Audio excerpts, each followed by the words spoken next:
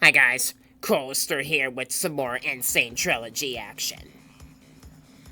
I left off in just entering the third warp room in the previous video. Now in this video, we'll continue on starting with plant food. This is where you get the yellow gem.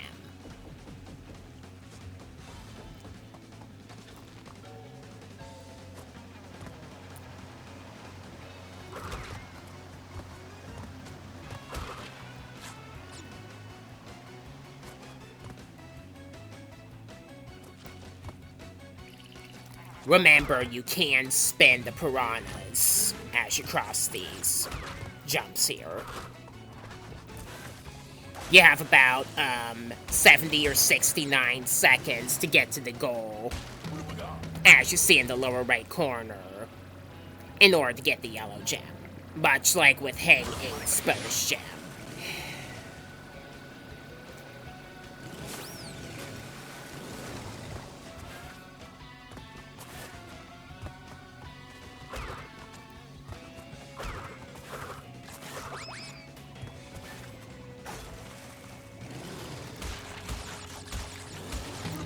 You cannot do this without Aku protection. So if you lose it at any point before the final jetboard scene, you have to try again. Because unless you kill the plants first, it's impossible to cross them without taking a hit.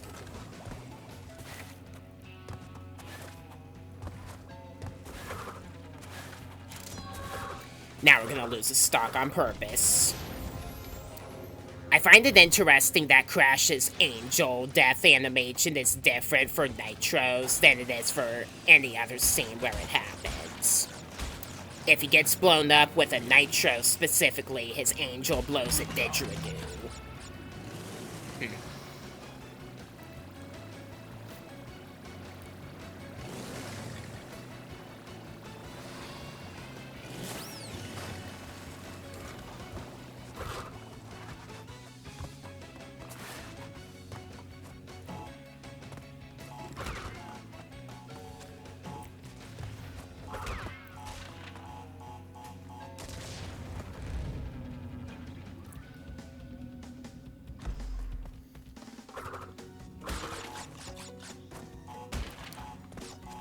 Little bit of a bonus tip about stack boxes. If you stand still and spin, you will break the box underneath. And if you move while spinning, you will break the box that's above the bottommost one.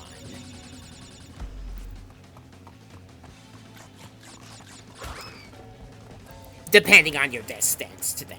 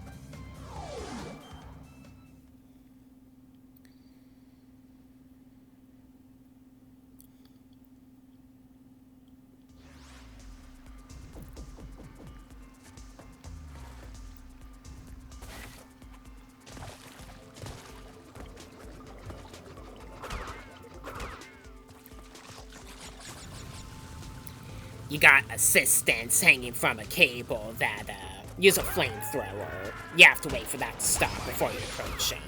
Wow.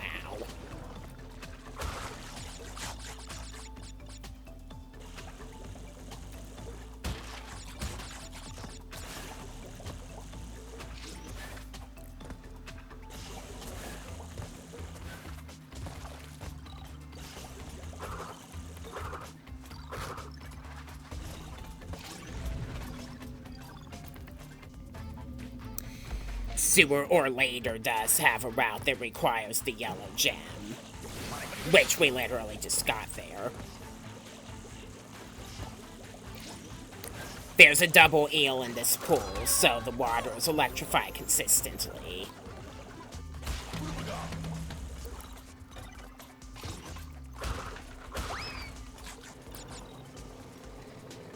You have to get past the fan without an enemy to deflect into it, which is not convenient, really.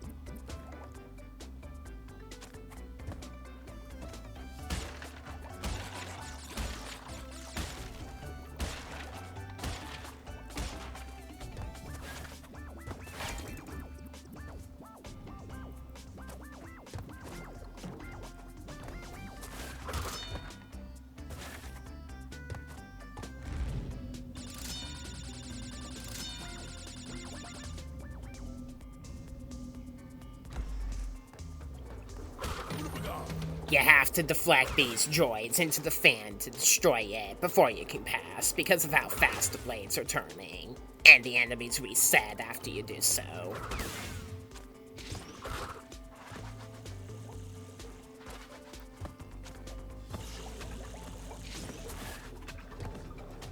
And then you have to do it again here.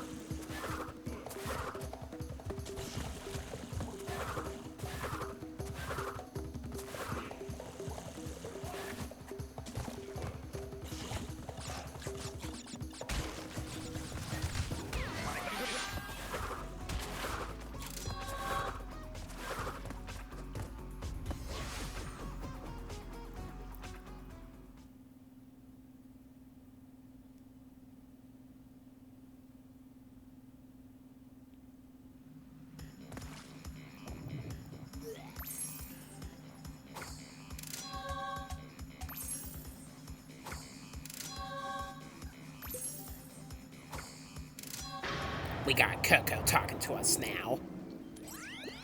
Crash, thank goodness! I hacked into Cortex's computer and found detailed schematics for an improved Cortex Vortex and a suspicious-looking space station. I'm not sure, but Cortex might be trying to manipulate us. I believe that, believe me.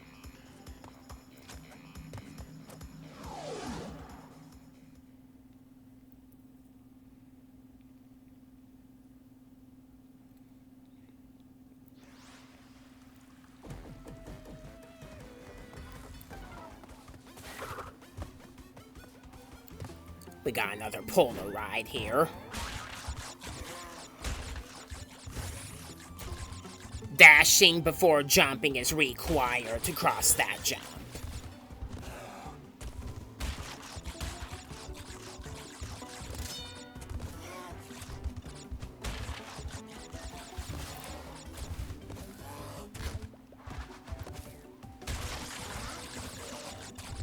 You also kind of have to memorize the pacing of the assistants with the ice blocks.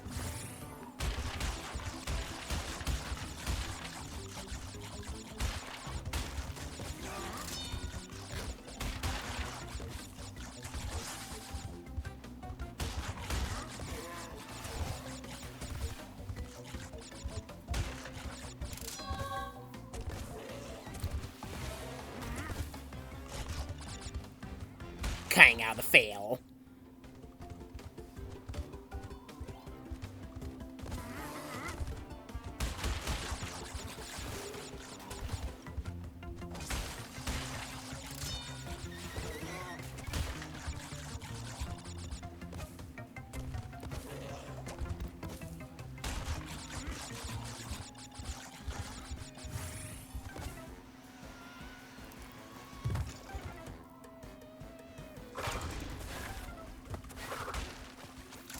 Then we're gonna go right back out. And you see these pedestals here? They sink after you jump on them, so cross them quickly. And the secret exit is right there.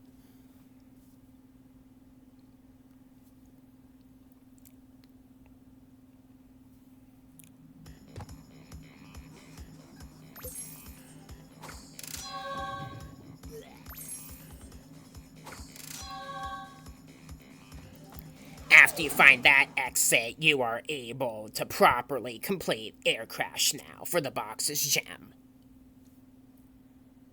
Let's get that done, shall we?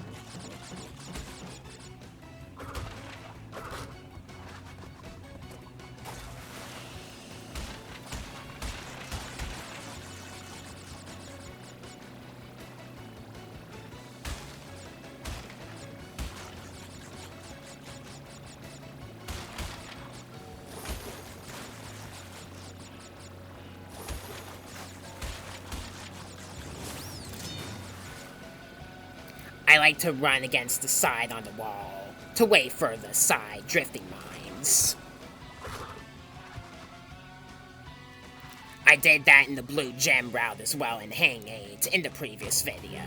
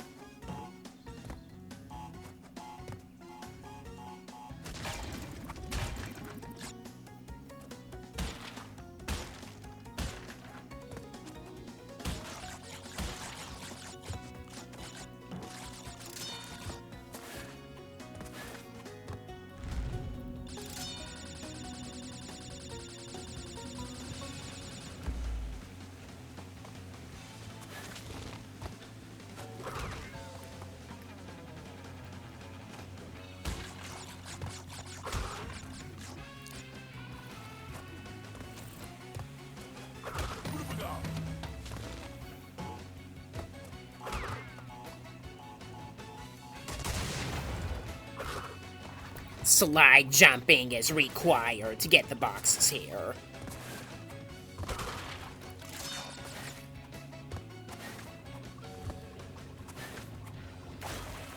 I'll just jump right onto the jet board.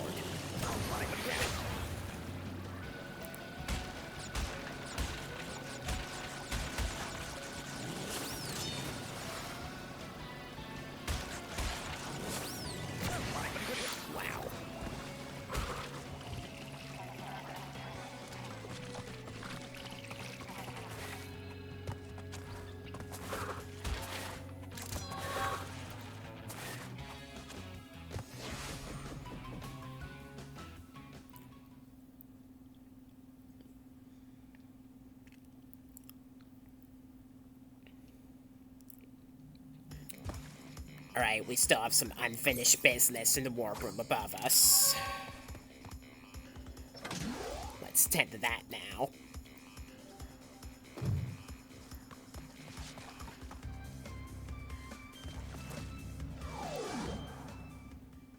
Like with Air Crash, we have to wait until we find one of the secret exits before we can get the box's gem in Road to Ruin. There is a death route in it though, so we can get a gem that way.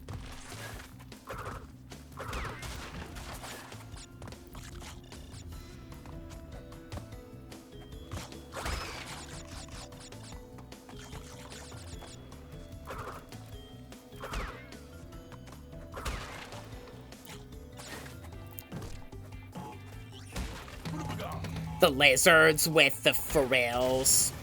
Those frills are heated, so contact with them even while spinning will hurt you. So to defeat them, slide into them instead.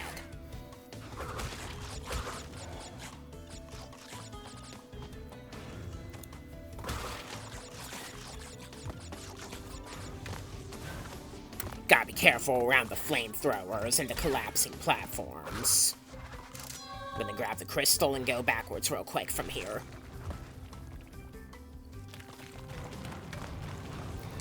While some of these platforms typically respawn, I have seen some cases where some of the platforms would not respawn after they dropped. So if you're gonna go backwards, you have to be careful of which platforms to let sink. While crossing the parts where you have to dodge the gorillas' logs that they throw at you, what some people might not know is that you can spin the logs as they come to deflect them. If you know that, these parts will become significantly easier.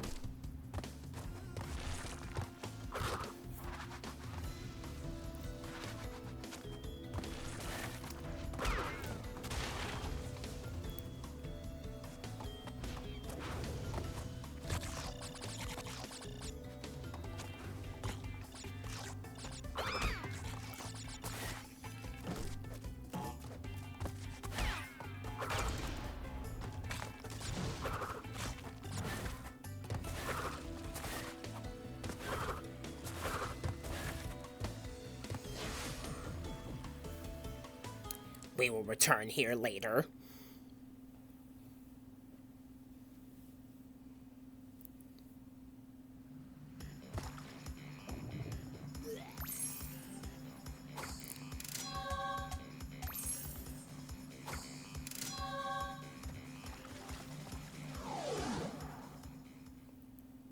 Un-bearable. The final of the chase-based levels in this game. And instead of running from a boulder, you're running from a massive polar bear.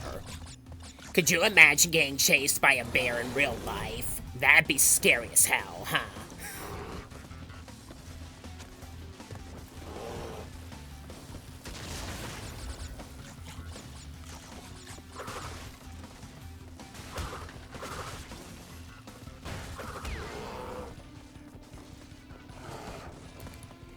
Remember to spin or slide as soon as you come to the wood fences, and you can break right through them. You also need to watch out for jump pads and laser grids. You can slide under the laser grids, and make sure to spin as you come to the lizards, because they hurt you on contact like other characters do.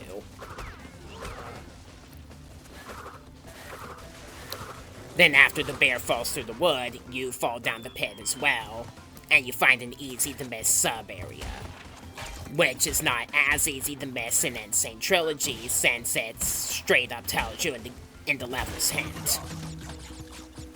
If it wasn't for that, how would I supposed to be able to beat this on my own, huh?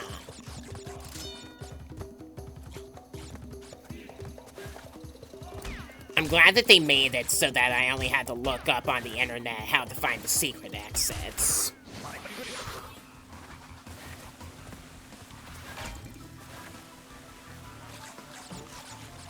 Lots of Aku invincibility here.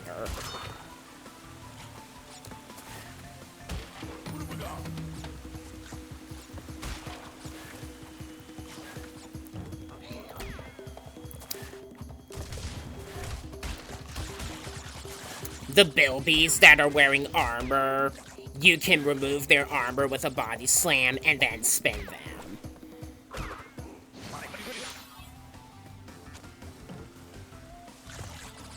That goes for if you're not using Aku invincibility anyway. And you gotta watch out for the bullet shot by the assistants as well. And we're going back up.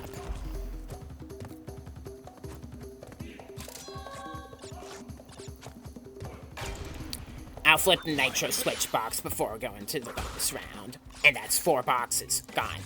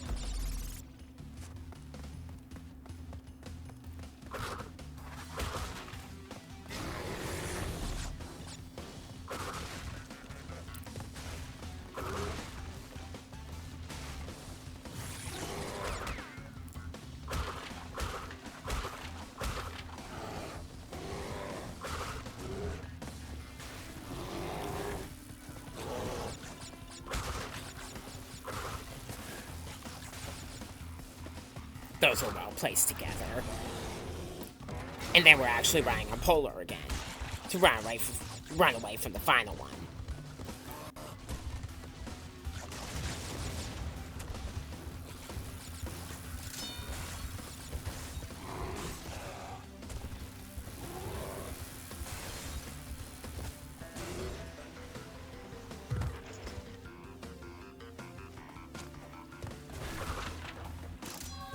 We're gonna go back out after getting the gem. We're gonna slide jump here.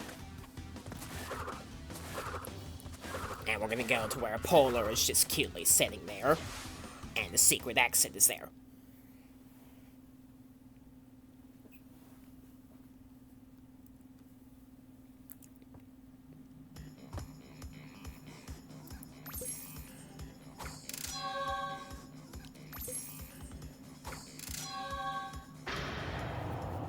Cortex talking to us. Crash, my boy. You are more than halfway there. But I'm sure you've noticed that things are getting harder. The last 10 crystals will be the hardest to gather, and our enemies will be sending their strongest forces to thwart you. I'll contact you again when you have completed the next warp room. Alright, so the secret exit in Un-bearable opens Totally Bare, which is the final level in the game where we'll have to ride on Polar. Well, never mind. At least I was able to do a run of this one without screwing up after only one retry. Where I messed up before the first checkpoint, specifically.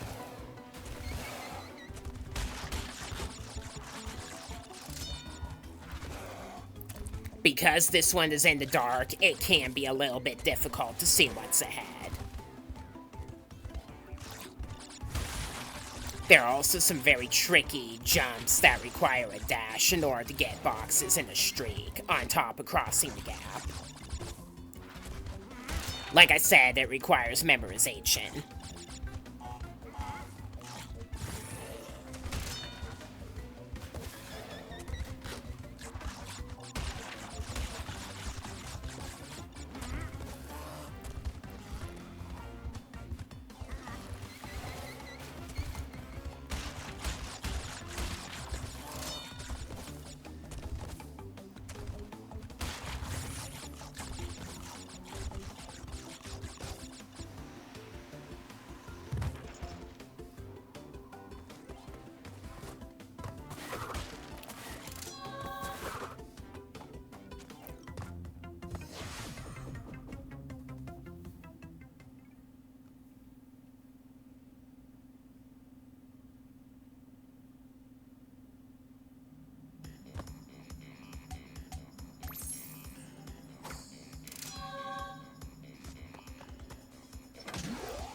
Alright, going back up.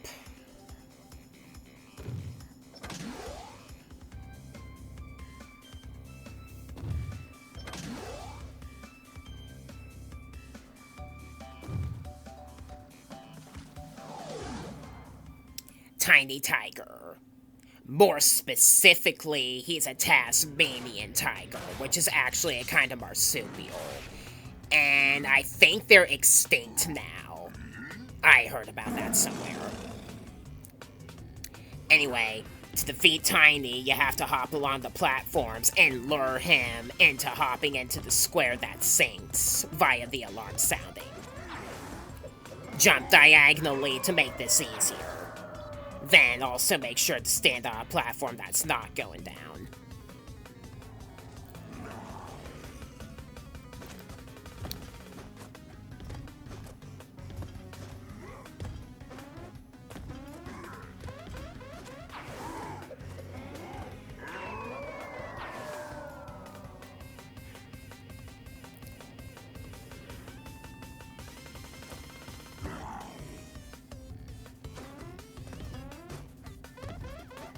The RNG is kinda screwing around with me here, so it's taking a while.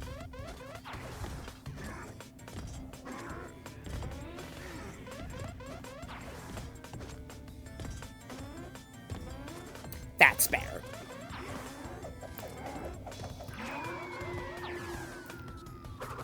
Not that tough, and also pretty fun, this boss.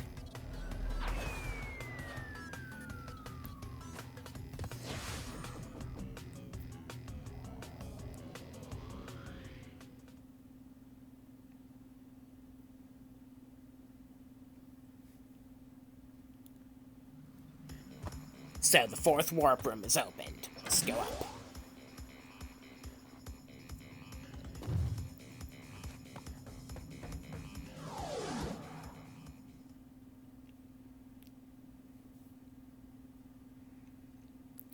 Hangin' Out is the final of the sewer levels in the game. You have to wait for an assistant at the start. That's not fun.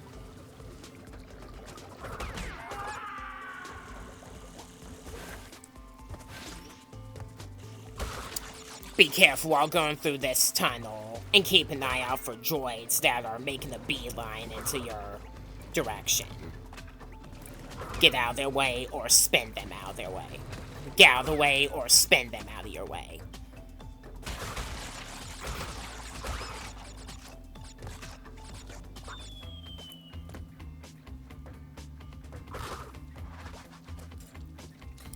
We got some ceiling climbing here.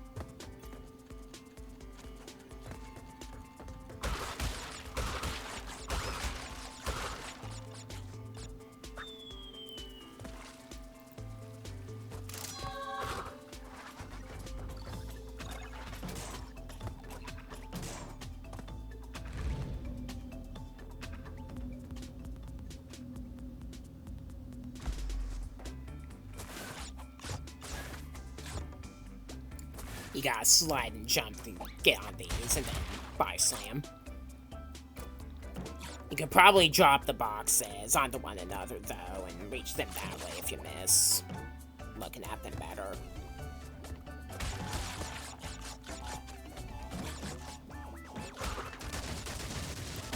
I'm just gonna spin the top bouncy boxes in my ascent on these lower ones to get through them safer.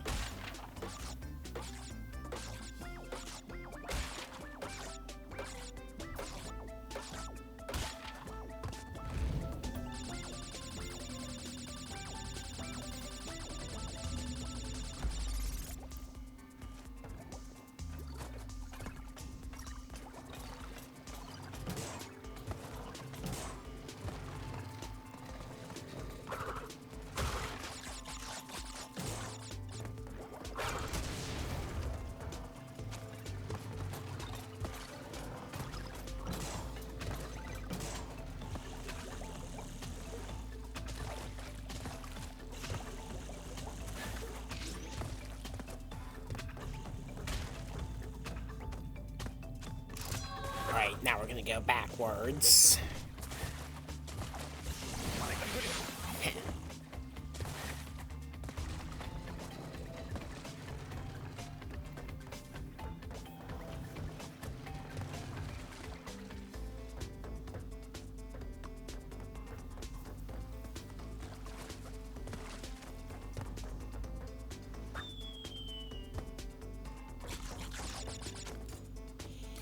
As you climb around this ceiling, there are droids underneath you that require you to do a hang position in order to dodge them.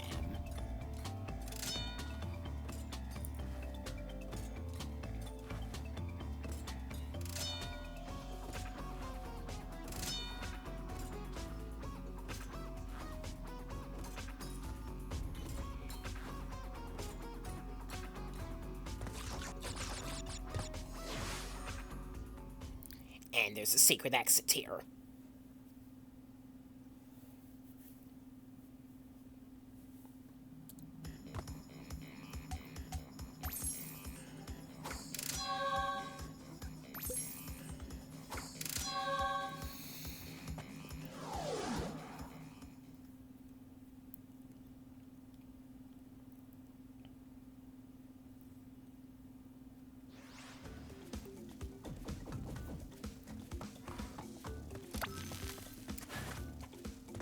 Approach the fireflies as soon as you see them, and move quickly forward.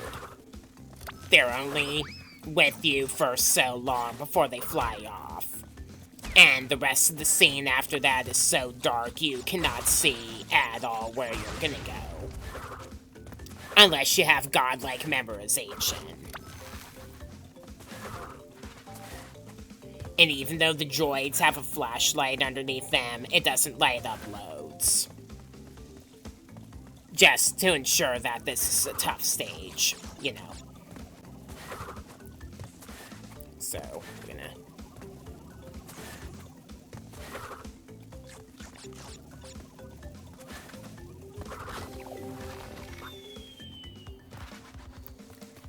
The Firefly in this bonus round moves on its own forward. Try to keep up.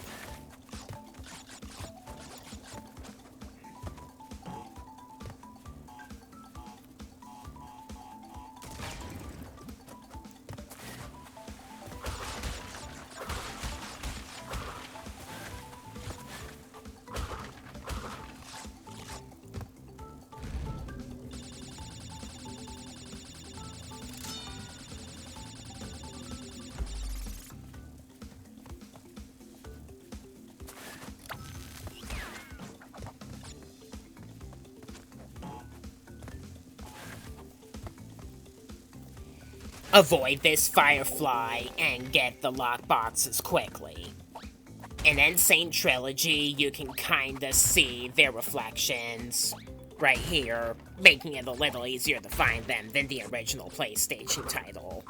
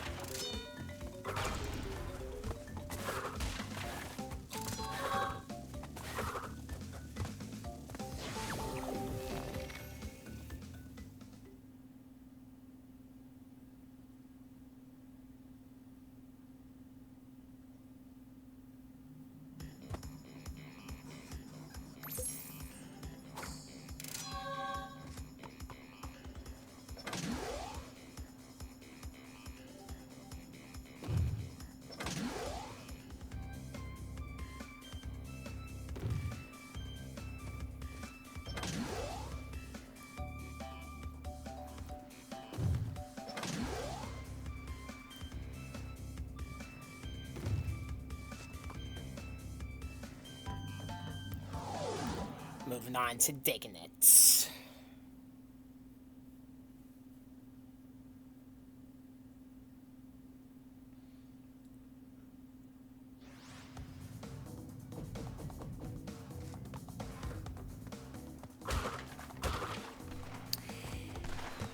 The plants you see in Diggin It and behaving will shoot grenades out of their mouths that explode shortly after landing, and will take cover and protect themselves with their thorns once you approach them. A properly aimed body slam will destroy them. I'm gonna keep my distance though, just to be safe. Gotta be careful of these idle faces as well.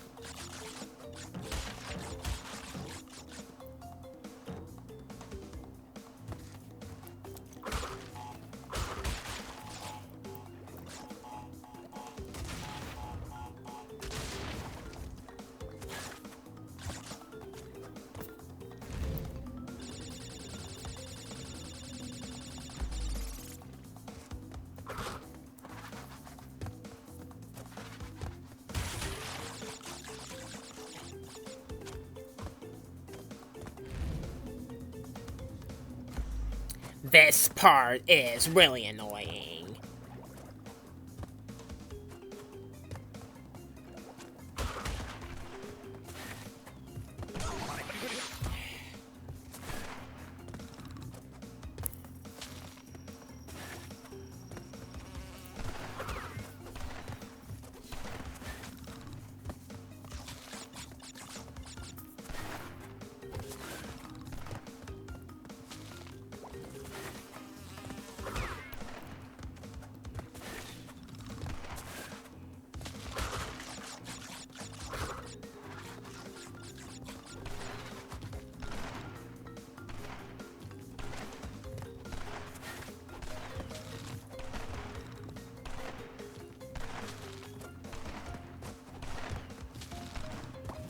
I have to cut out some struggling.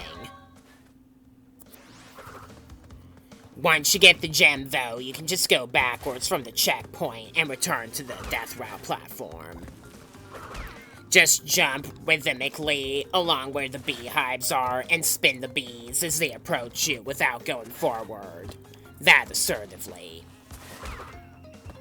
Especially here with the jump pads.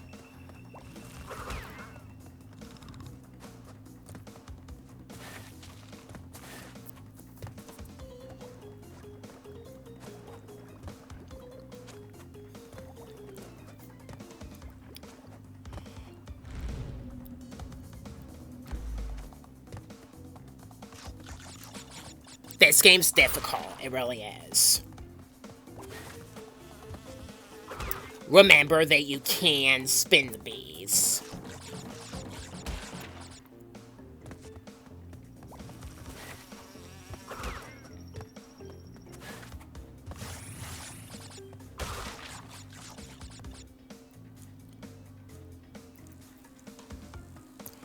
Now I have to wait for electric gates.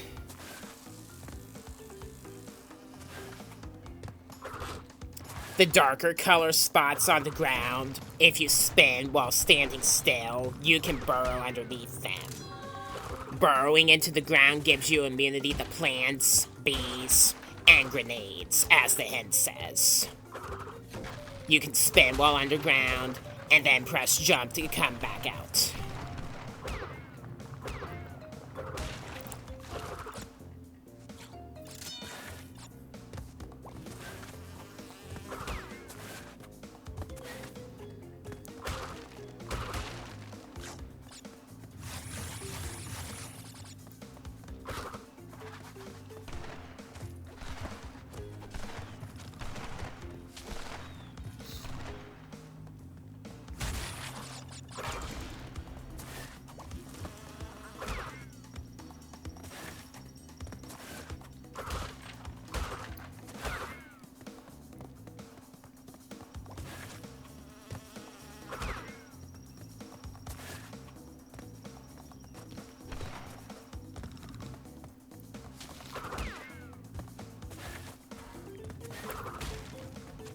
We're gonna go backwards and go to where the final of the secret exits is.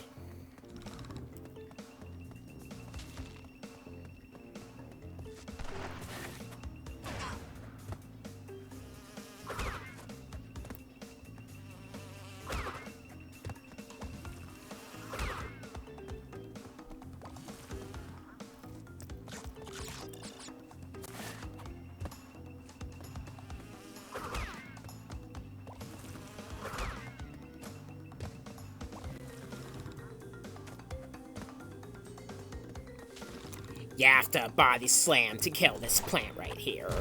Just aim carefully. And off we go.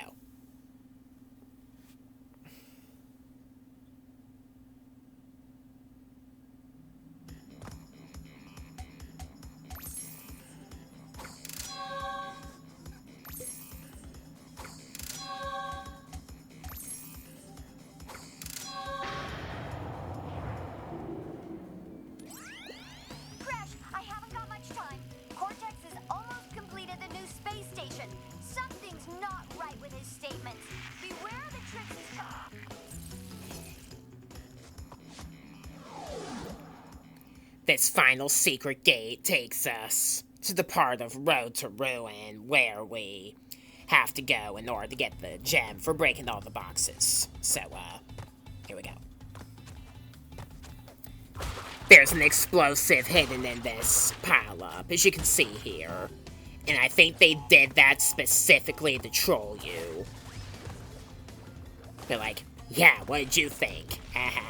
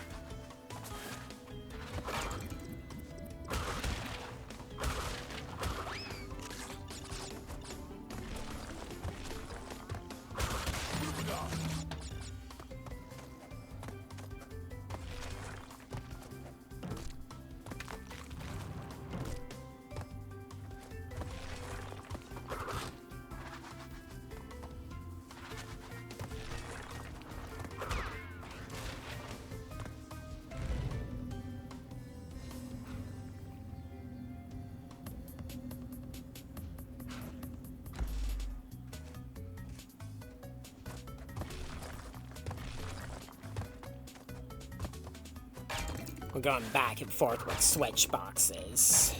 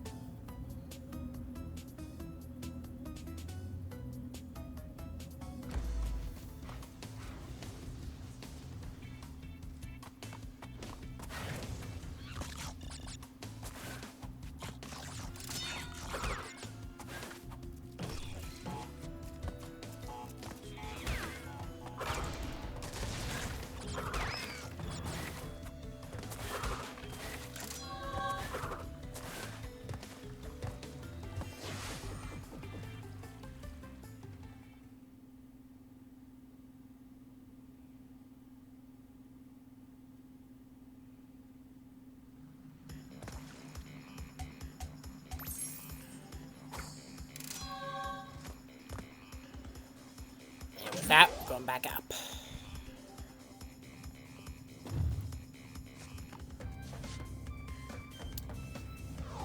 Cold Hard Crash is my least favorite level in Insane Trilogy. All 3 games in the trilogy combined.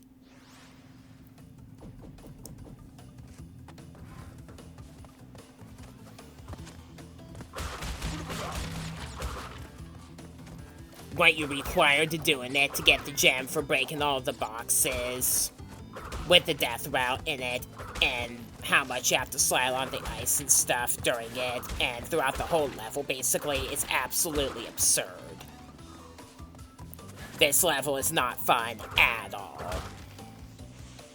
I struggled in it so badly, in fact, that this has to be where I end this part of the playthrough.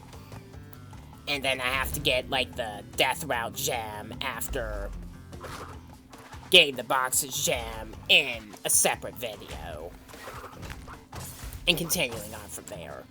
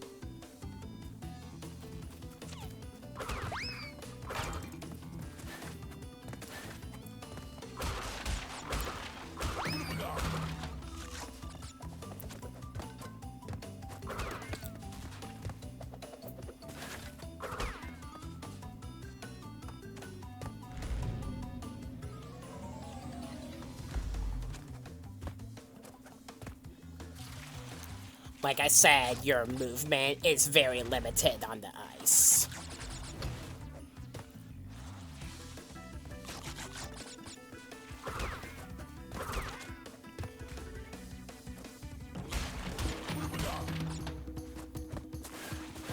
Unless you make good use of the Aku here, this is going to be very painful.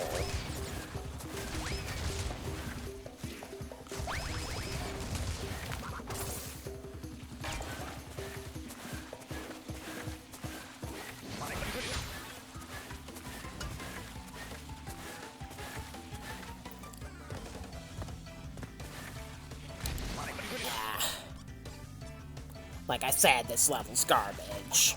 Do a body slam here to keep you from falling off.